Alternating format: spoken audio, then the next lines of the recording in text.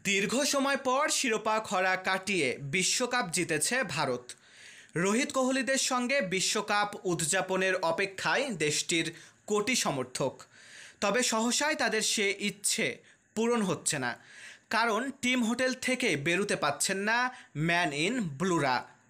ঘূর্ণিঝড় বেরিলের কারণে বারবাডোজে আটকে আছে ভারতীয় ক্রিকেটাররা, যার ফলে নির্ধারিত সময়ে তাদের দেশে ফেরা হচ্ছে না।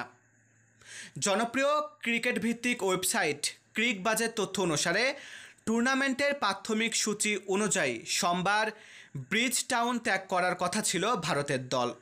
এরপর ব্রিজটাউন থেকে নিউ ইয়র্ক এবং সেখান থেকে বাণিজ্যিক বিমানে মুম্বাই ফিরে যাওয়ার কথা টিম ইন্ডিয়ার।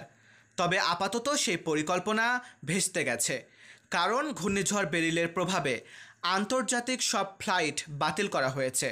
তাই এখনও বারবাডোজে আটকে আছে ভারতীয় দল। এদিকে বিশ্বকাপ নিয়ে দলটির ভারতে ফেরার অপেক্ষায় আছে সমর্থকরাও। মারুফ হাসান বিশাল, বাংলার 10।